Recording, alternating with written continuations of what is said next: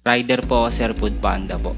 Bakit nyo ginamit yung pamangkin nyo, si Mr. Wala, isang delivery driver, na ipasok ang ilang containers worth 130 million pesos? Bakit hindi ikaw? Aba. Anong tinatago ninyo? Ang sa akin po, Your Honor po, as a guardian po ni Wala, nandiyan na rin po ako sa pier po, matagal na rin po ako nagpa-process po.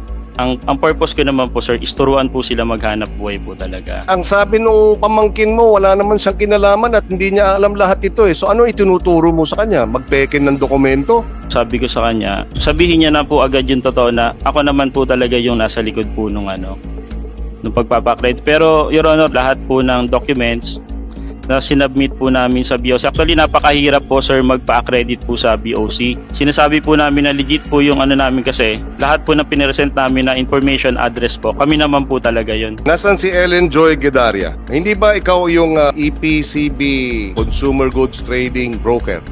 Yes po, Your Honor. Ako po yung nakalagay po na broker po sa... Kilala mo si Mr. Pascual? Hindi rin po kami magkakilala po. Oh, Mr. Pascual, hindi ka kilala nung broker mo.